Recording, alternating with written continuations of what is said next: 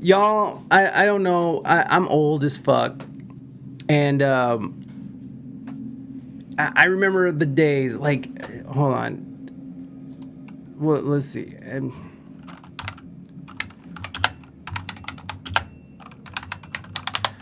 Like, I remember when this was, oh, I think this is the one with Carson Next did. up, MTV News. How many times have you heard this one over the years?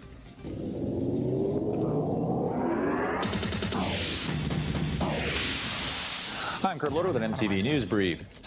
That is my profession before this. That's that was every day. After 36 years, the iconic news program signing off for good. The cancellation is part of massive layoffs at Paramount, announcing yesterday MTV News, which launched back in 1987 with a regular rotation of correspondents through the years, including Is it me or does Carson Daly sound drunk? Diego and Suchin Pak and all my old colleagues there. Of course, the great Kurt Loder. That's sad. Sad that that's gone. Wow. Yeah. Chanel asked me downstairs, how do you feel about MTV News going away? It's such a part of my life. And I said, Columbine, 9/11, those are big events on our watch at MTV. And that generation did turn to MTV News. Yep. So we sorely miss. Hey, thanks for watching. It'll be sorely missed. I doubt it. But at one time, MTV News was something special. Like, I used to watch MTV. I used to watch TRL after school. And if you're talking about, like, Gen Xers, like, they grew up with MTV. That's how a lot of people saw new music. They saw music video premieres. I mean, you think about Thriller and Michael Jackson. It's the MTV used to mean something, and then they started having Snooki on, right? Like, then they had a Snooki, or like, what was the other one? My teenage pregnancy wedding. I don't know. Like, they just started going off. Like, Road Rules and The Real World were cool back in the day, but you know, MTV is just the Osbournes. Yeah, Sharon. The Osbournes were amazing, right? But MTV News was a big part of that. And like, I remember Kurt Loder and Downtown Julie Brown, you know, like all these VJs who were doing the news and stuff. It was very, very culturally relevant. And in the last few years, we have, you have these online glorified, like MTV News basically became a glorified blog, right? MTV News now was just online, and their ad revenue just sunk. They sunk a lot of money into Facebook and into social media. VH1 pop-up video, pop-up videos. VH1 was great too. They had their moments, but it was oh, you stupid keyboard. Yeah, it was the best. I mean, who doesn't like videos that were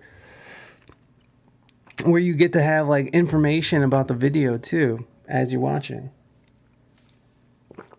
Okay, so here we go. Oh shit, I forgot to play Firehorse a thing for her sub. I'm such a douche. Anyways, MTV News signs off for good after a 36-year run. The brash media unit, which once defined music culture with correspondents like Kurt Loder, Suchin Pak, Tabitha Soren, and Gideon Yago, is officially no more. 36 years after MTV News was created to expand the stable of programming that defined the cable channel MTV is no more. MTV News was shuttered this week as part of a larger layoffs of parent companies Paramount Global. What launched as a single show in 1987, The Weekend Rock, led by correspondent Kurt Loder, who was, by the way, a Rolling Stone magazine editor, eventually became a bona fide news outlet for Gen X and older millennials who found that traditional TV programming on the broadcast networks and CNN wasn't cutting it. Never. Bonnie's always going to be in your mind, Naders.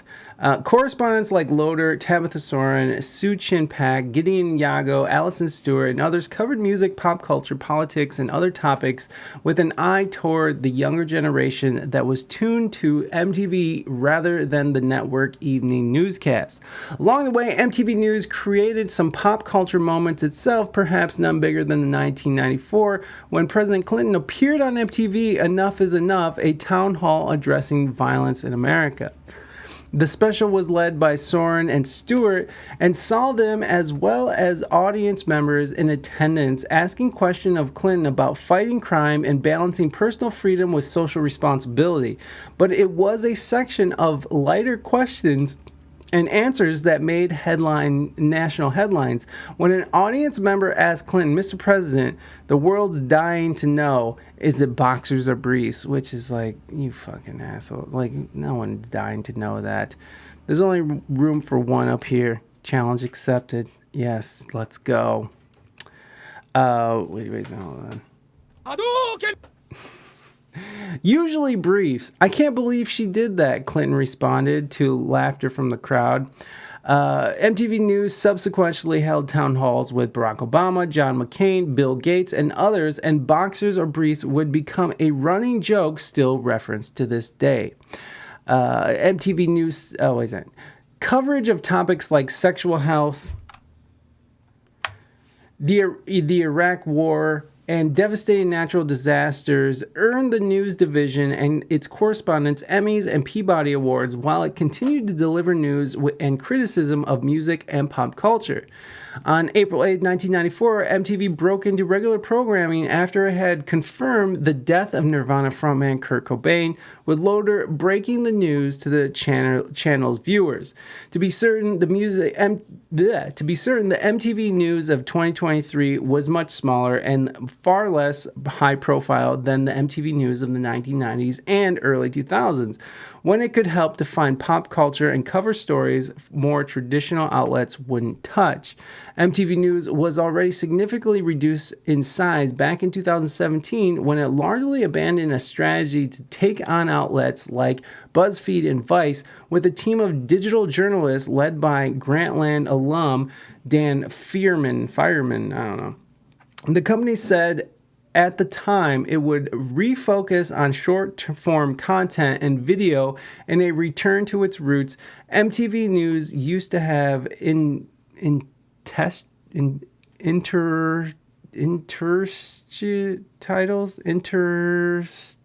Oh my god, I am so stupid. At the top of the hour on the cable channel with news updates. The most recent iteration focused on entertainment and pop culture news and criticism. Now, however, amid larger upheaval in the entertainment business and with Paramount looking to cut costs, MTV News is one of the pieces that just didn't fit in the larger strategy at play. According to Comscore, MTV drew 6 million monthly visitors to its flagship website in March, up slightly from 5.6 million in the same month a year earlier. It was a real digital presence, but small potatoes compared to competitors like BuzzFeed and Vice, which have also shuttered or downsized their news divisions in recent months. Enter tits, y'all. Enter tits, y'all. Enter tits, y'all. I'm gonna look like Arnold when he broke his space mask. His face and his eyes pop out. That shit's hilarious.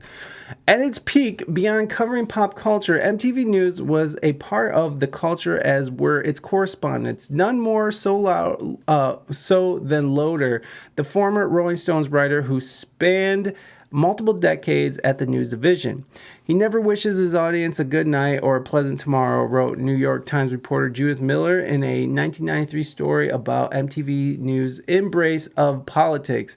Attired in funeral black, he looks as if he hopes that it will thunder and rain all day. He is, in short, the contemporary Reverend Dimsdale of rock. I guess that's kind of dramatic. Loader appeared as himself in episodes of the shows like The Simpsons, That 90s Show, and Kenan and Kel. In fact, Loader made one final MTV News appearance for corporate parent Paramount in March, sort of. It was a fictional segment meant as an ad to tee up the new season of the Showtime series Yellow Jackets. Oh, that's stupid.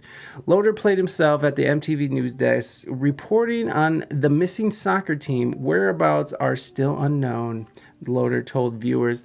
It was a throwback in more ways than one, with deepfake technology used to age Loader down to make him look and sound like he did in the early 1990s. He is now 77. The glory days for MTV News.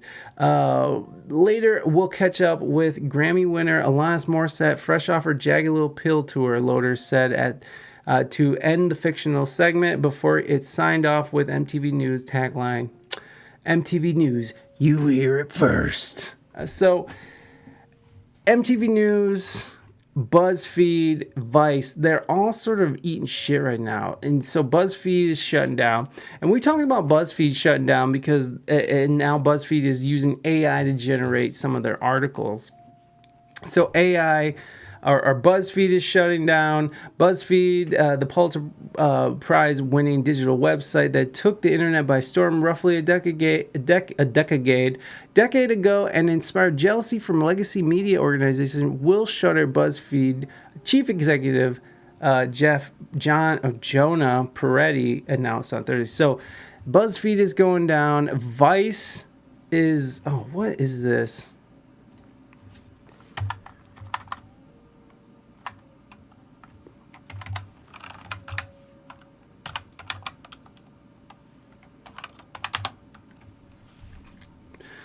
BuzzFeed or Vice Media LLC, this is off of Vice's own website, files for Chapter 11 bankruptcy. The process is likely to result in the sale of Vice, which will continue to operate during the proceedings. Oh, good. So a lot of people are saying that these news networks were basically glorified blogs who relied on advertising to generate money and clicks, of course. Clicks, advertisement, and what's the turnover from that, right? Like, so how many clicks on this story is going to turn into sales from the advertisement? See, look, they got advertisement right here that is blocked because fuck them. So a lot of people are blaming the changing times, right? Like they invested a lot of money into advertising on Facebook and Instagram and social media, but these algorithms over time have changed and have sort of pushed these companies sort of out or not made it as effective as it once was. So this, I'm not sure if this talks about it. This is from The Guardian. Vice is going bankrupt. BuzzFeed News is dead. What does it mean? What does it mean? In a seminal 2009 essay, Newspapers and Thinking the Unthinkable, the brilliant New York University professor Clay Shirky made the point that journalism as we had known it for decades was finished, and for good reason. Yeah, we don't, like, journalists anymore are just sort of rewriting what they see on the internet. So no one's actually out there talking to people anymore, and the people who are doing it are, I don't know. It just, most of this news media shit has been filtered through propaganda and such, and whatever. Now clicks equal money. People are just chasing, these companies are chasing clicks, so they're going to make salacious headlines. And I think that people are kind of sick of that shit, honestly. I think people are just over that. The reason, in mere 2 words, the internet. And he certainly proved right. With a few notable exceptions, newspapers, once the core of American journalism, have been dying right and left. Lurk, gotta go to bed. I'm over like MTV News. Was lovely to see you again. No worries, Morby. Thank you for stopping in. Have a sweet, sweet dreams, my friend. Now big digital media news companies, once the great hope of post-print news, seem to be going in the same direction. Down, down, down. In recent weeks and months, digital newsrooms have taken huge hits. BuzzFeed News suddenly shuttered, leaving scores of extremely talented. I beg to differ. BuzzFeed shuddered, leaving scores of extremely talented journalists without employment. And lest you think BuzzFeed as strictly a place for viral videos about cats, recall that its news division did plenty of prize-winning journalism over the years. Blah. Vox recently laid off 7% of its staff and raised money based on a valuation about half of what it was worth in 2015. Then on Monday, another major blow, Vice was filing for bankruptcy. A New York Times report was unsparing, calling Vice a decayed digital colossus and noting that at one point it was thought to be worth a now unfathomable $5.7 billion. It's just as Shirky predicted it. It's just as Shirky predicted it more than a decade ago, as he compared the coming of the internet to the arrival of Gutenberg's printing press. Communication was utterly upended. This is what real revolutions are like. The old stuff gets broken faster than the new stuff is put in its place, Shirky wrote. And amid the ensuing chaos, it's extremely hard to see what's going next. The importance of any given experiment isn't apparent at the moment it appears. Big changes stall, small changes spread. I got a bounce. No worry, gun sluts. Naders, have a good day. Be well. Stay up. The problem in digital news, the audience in many cases was there, but the profits didn't follow, or at least not in a sustainable way. Digital advertising revenue, once thought to be based on audience size, was going instead to social media platforms, particularly Facebook. Venture capitalists who had funded the news sites grew disenchanted and impatient. Many things went wrong, Ben Smith, the former top BuzzFeed news editor, told Jon Favreau on his offline podcast. Hold on, guys.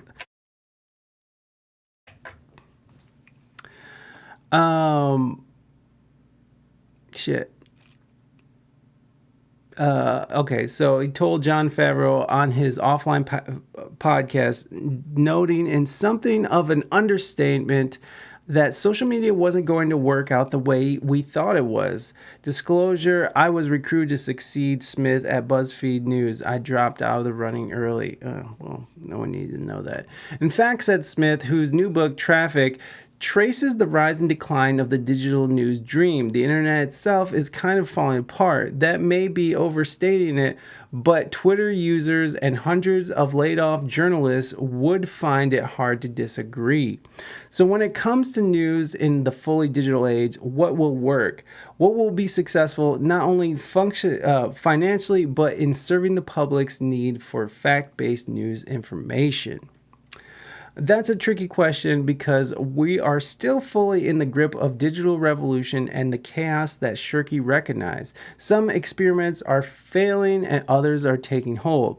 It's heartening to see the success of quality digital-first news sites like ProPublica, which depend heavily, though not exclusively, on philanthropy. The New York Times is thriving in the digital age, due partly to initiatives that have nothing to do with news, addictive puzzles, a cooking app, and product review site known as Wirecutter. The Wall Street Journal has an impenetrable paywall and a wealthy audience who find its business coverage indispensable.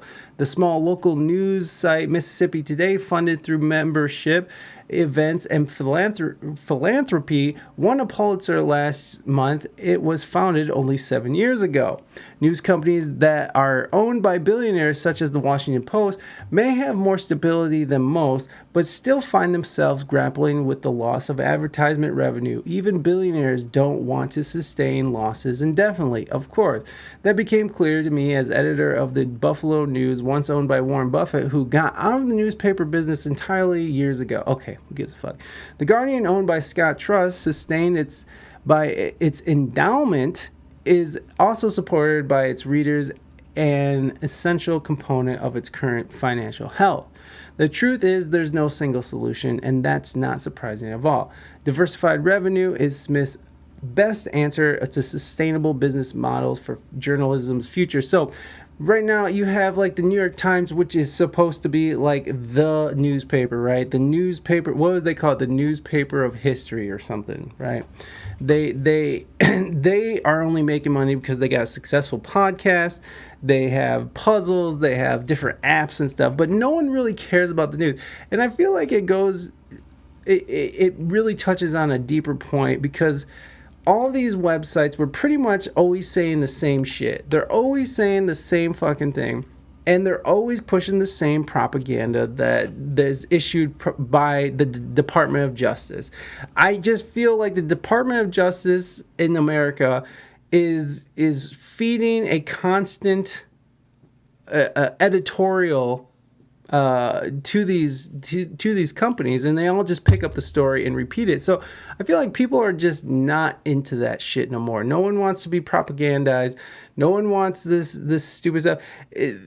Like, I never went to BuzzFeed. Like, CNN is such a shit show. All these companies, especially during the pandemic, we found out where these people sort of stand and where these companies stand. It's all just become mouthpieces from the DOJ and corporate interests. And of course, corporations, international corporations, are who really controls our government here in the United States.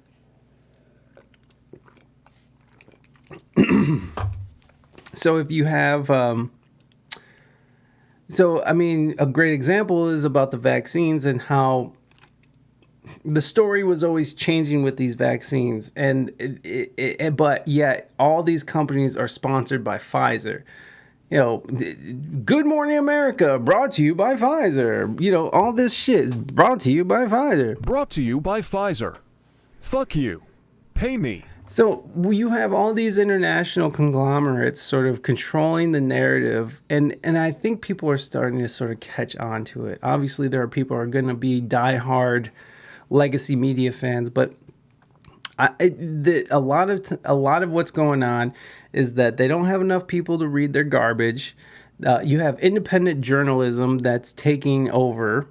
You have algorithms that are changing. Instead of creating good content and doing real reporting, they're relying on clickbait bullshit headlines to pay their bills, and advertisers are over that as well. So what's the exchange? I pay this much money to advertise on New York Times website. How many clicks does it take for at least one person to click on the advertisement and actually turn into a widget? Like, if you're a widget business, like, how many widgets did I sell because someone clicked on, this New York Times headline and saw the advertisement? What's the changeover rate? And they just weren't seeing it. So there's a lot of things that are in play here. And I honestly, I'm not sad to see these places go. These websites are garbage. Again, they're just glorified blogs.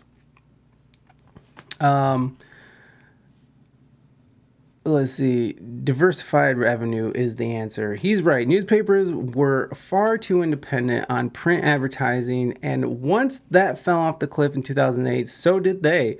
BuzzFeed and many other bet big on the distribution model of social media, but without fully realizing that the platforms would siphon off the digital ad dollars. That's nice. My deepest hope is that news consumers, also known as citizens and philanthropists alike, recognize the importance of quality reporting and are willing to support it. Yeah, but that's the problem. There is no quality reporting. In this time of uncertainty, the importance of good journalism is the one sure bet. Yeah. And that's the thing. You go to websites like, what's the name of that website where you have... what is that called? Fuck. What's the independent news site where people walk to, independent.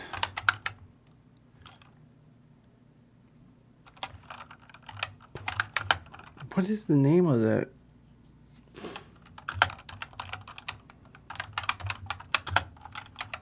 Substack. So if you go to Substack, you can get real journalism by like Matt Taibbi, who is like a great journalist who covered, the 2008 financial crisis, the worldwide 2008 financial crisis. He used to write for Rolling Stone. He's won a lot of amazing. Find Substacks to read. There's a lot of amazing. There's a lot of amazing reporters who've been fired from the New York Times or who have been. Glenn Greenwald, I believe, is on here, who won a Pulitzer for his work he did with Edward Snowden. So you have like real journalists who are going to these independent news sites like Substack or YouTube, and they're able to do real work. Meanwhile, you have the New York Times who are controlled, and these guys are independent. No one's controlling them, and their money is based on their merit and how hard they work to get that story. And oh, you son of a bitches. Get out of here, emote wall warning. Get out of here, emote wall warning. See, that's what I don't like about this emote wall. It does this shit. It does that shit. Technology. What else do we got? Crypto, faith and spirituality, food and drink, podcast, business, comics, humor. Let's just keep going. So you have these people and you can pay them directly instead of paying a newsroom, which is pretty much out of date these days. These newsrooms, you have all these office buildings that are empty in San Francisco and in New York, Seattle. All these huge office buildings are starting to become abandoned because you don't need an office. You don't need a writer's room. You just need a good journalist who is doing their fucking job and not just propagandizing from corporate corporate owned governments. So, which was what the greatest thing about the Twitter files is. It sort of highlighted how much that our government has access to these companies, and it's all coming out. People are over it. They'll go and watch people like Tim Pool or Glenn Greenwald, or they'll go read fucking Matt Taibbi's Substack to get actual information, because these people actually do their jobs. They're not just copy pasting off of the AP or something. It really is a sick, sad world. MTV, Daria. It really is a sick, sad world of reporting, and I don't mind seeing these places just eat shit. Let them go. Let them drown in their own failure. And fuck it. That's just how it is. So, bye. Goodbye. Oh shit, did I just do that? Did I do that? All right, so next up, we got Fetty Wap, y'all. So Fetty Wap, if you guys don't know who Fetty Wap is a rapper. He had a song called Trap Queen. He's a trap rapper, and he's in some serious trouble. Fetty Wap as judge for 5-year sentence in drug trafficking case. Fetty Wap is begging the judge in his federal drug trafficking case to only sentence him to the mandatory minimum. So no matter what, it's pretty much he's going to prison for at least 5 years. But the feds want him to be locked up a lot longer. According to the new legal docs obtained by TMZ, Fetty is seeking a 5-year sentence after pleading guilty to conspiracy to distribute at least 500 grams of cocaine stemming from his October 2021 arrest. 500 grams? Why are they trying to make it sound like that's a whole bunch? They know they're talking to a bunch of Americans. How many kilos in 500 grams, I guess.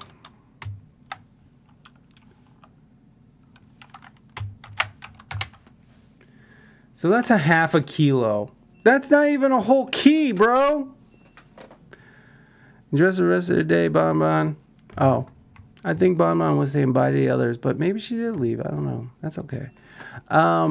According to new legal docs obtained by TMZ, Fetty is seeking a 5-year sentence after pleading guilty to conspiracy to distribute at least 500 grams of cocaine stemming from his 2021 arrest. Look at this. Look at that. That's a lot of drugs. The rapper's legal team told the judge Fetty accepts full responsibility for his crimes, but his conduct here does not and should not define him. Listen, I sold a bunch of cocaine, but that shouldn't define me.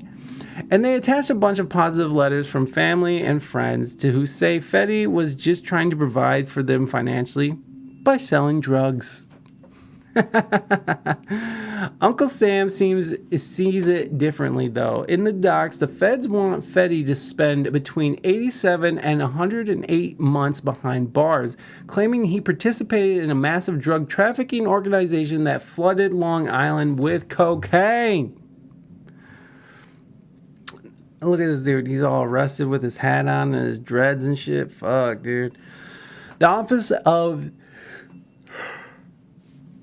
Keep me on, man. The Office of the U.S. Attorney for Eastern District of New York, Breon Peace, also says leniency isn't really warranted here, saying Fetty has used and continues to use his fame, sizable platform, and influence to glamorize the drug trade. Which I suppose is right, but, you know, freedom of speech. He should be able to rap about selling drugs without going to prison, but then he actually sold drugs, so... TMZ broke the story. Fetty Wap was on his way to Rolling Loud, New York back in 2021 when the feds apprehended him and several others accusing them of using USPS trucks to smuggle drugs. The feds say their investigation uncovered 16 kilograms of cocaine. So why did they say 500 kilograms? Yeah, Bon Bon's still here. Hi, Bon Bon. Let's click in. So Fetty Wap was arrested back in the day. So Fetty Wap arrested by FBI in New York. Allegedly helped distribute heroin, fentanyl, and cocaine. And listen, and fentanyl is no joke. Fentanyl is a bitch of a drug. And God, I wish it didn't exist. So this is back, what is this? In October 29, 2021. Fetty Wap was supposed to perform at Rolling Loud, but his set never happened, and it's all because the feds grabbed him before he hit the stage. Law enforcement sources tell TMZ Fetty was taken into custody by FBI at Citi Field in New York Thursday. We're told he was arrested on federal drug charges, though the specifics aren't known. So he was at the fucking concert, and they came and picked him up for fucking for slanging. 50 Cent was supposed to headline this. J. Cole, Travis Scott, bad. Fetty has mostly stayed outside the spotlight in the past few years, so the Rolling Loud set would have been a big deal for him and his fans. As for the rest of the festival, it wasn't without big moments on the first night. Look, they're just trying to put more words in there. So let's go back. So he did have 16 kilograms. So why are they saying 500 grams? That's so strange to me. Like, why would they put half a key? And by the way, I should have known how to do that math. Fetty pled guilty in August, and he's going to learn his fate soon because May 24th is his sentencing. It will be interesting to see the judge, what the judge decides. So stay tuned. So he pled guilty. So Fetty Wap pleads guilty to drug charges, mandatory 5-year sentence. When was this? This was last year in August. Fetty Wap will be sentenced to at least 5 years. Fetty was in court Monday where he pled guilty to 1 count of intent to distribute controlled substances, including cocaine, heroin, and fentanyl, for his arrest back in October. Moving Dutchman! E-guy dunk, e-guy dunk, e-guy dunk, e-guy dunk, e-guy dunk. What's up? We're just talking about cocaine, baby. Thank you very much, Moving Dutchman. I appreciate you, my friend. Oh, my chat rules. Am I signed out? I am signed out. You whore. Son of a whore. Thank you, Moving Dutchman. I appreciate that. I would push the go. Oh, I can't put anything in there. If one of the mods wants to give Moving Dutchman some love, the exclamation point go MD. If y'all don't mind, or if not, but you know I love you, baby. Oh no, it's go and then just MD. It's not at MD. It's just MD. It's okay. It's all right. I'm not signed into my stupid Streamlabs, I guess, so I can't do it. Two of his co-defendants, Robert Leonardi. Hello, Moving Dutchman. Thank you, Bon Bon. This is Gandalf. Moving Dutchman did it himself. Thank I'll you just do for it myself. all that you do for this channel. And always remember, a Moving Dutchman is never late, nor early, but arrives precisely when he means to. Thank you, Moving Dutchman. Appreciate you, my friend. And thank you, Bon Bon. I appreciate you doing it. Two of his co-defendants, Robert Leonardi, which is a funny name, and Anthony, I can't say that, pleaded guilty to the same count in addition to firearm charge. Oh, Jesus. Cannot find the specified song in the set list.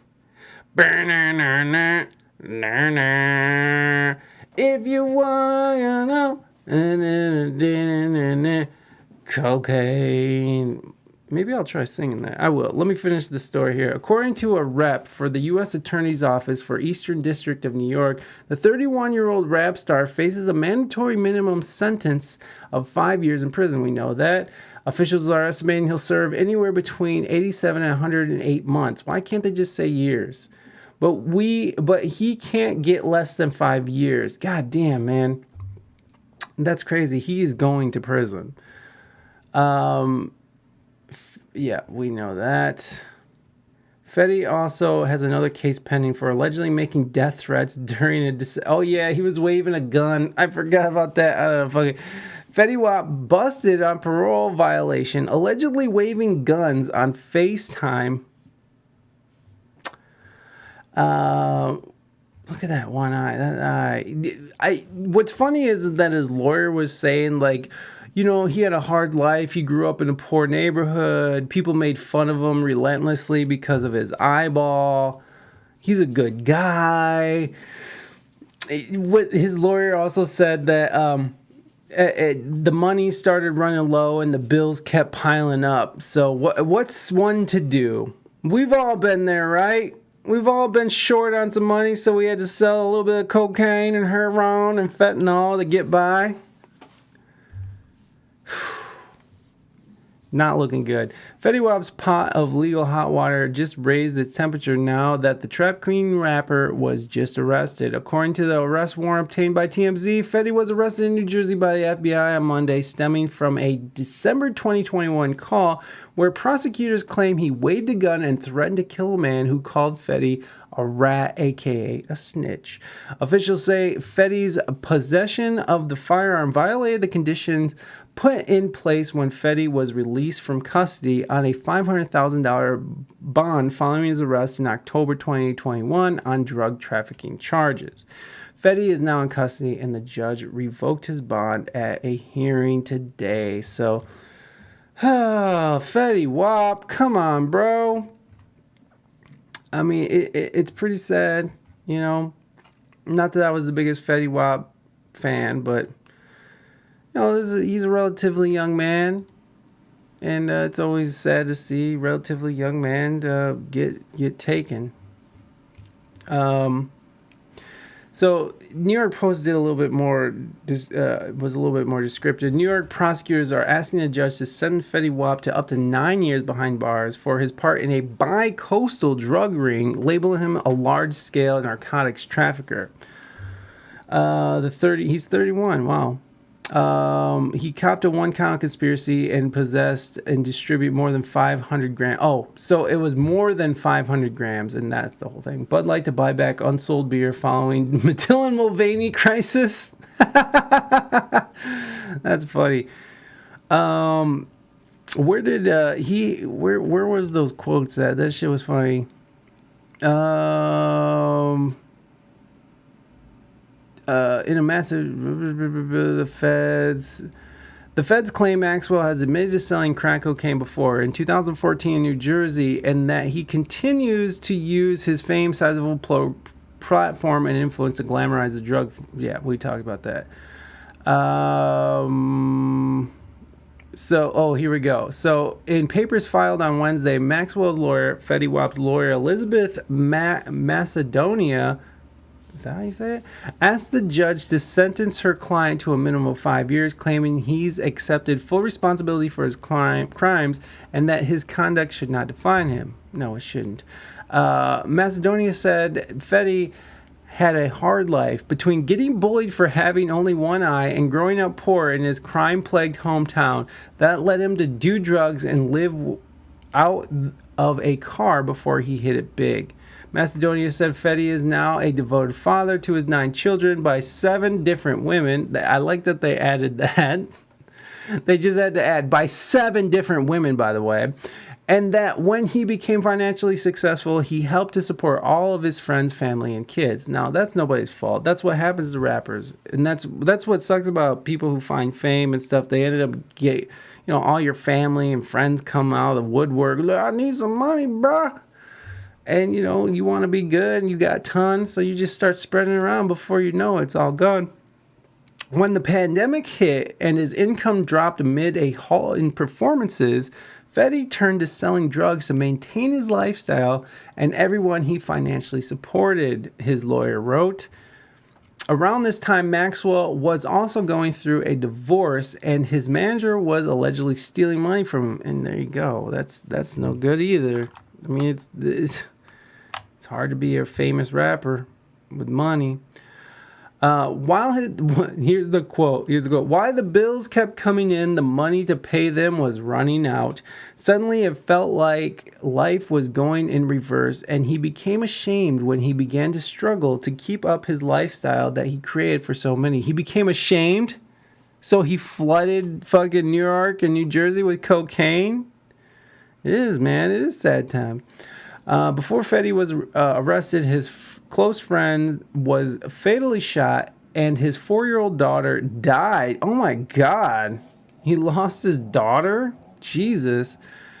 At an August hearing, Macedonia, Fetty's lawyer, explained that Fetty made the threatening FaceTime call after someone posted a photo of his late daughter with the caption, "I'm happy she's dead because her father is a rat." That's fucked up, dude. Since his arrest, he has worked extremely hard to set money aside for his child support obligations. Macedonia adding he's taken all the gigs he could to save and prepare for time in jail. During his incarceration, she wrote, Maxwell, or Fetty, has been subjected to the harshest of conditions brought on as a result of institutional incompetence, corruption, and the coronavirus pandemic. That's one way to get on the court side, by criticizing it and calling them incompetent. The prison has refused to put Fetty with the general population or provide him with a CPAP machine to help his sleep apnea. Oh, shit. He can't even get his sleep apnea shit going.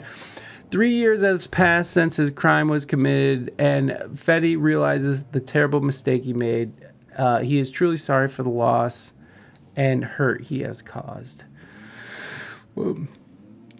Every person who paid anything to see this guy perform should do 6 months in county lockup. You helped him make him rich and famous. Well, that's rude. What about the people who used his 25 kilos of coke? Let's go, Brandon says. Wow, the art world may never recover.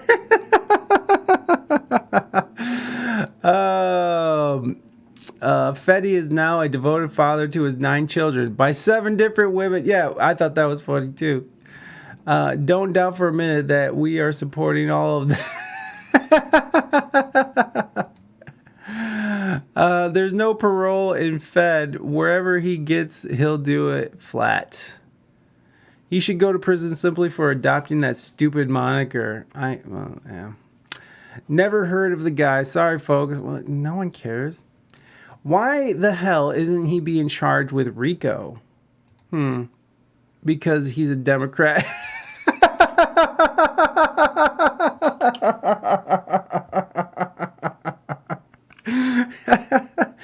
90 years would be better, Wick John says. Lou Sweeney says he would do well in prison. There is a certain fetish for missing eyeballs. Ooh, I heard from a friend.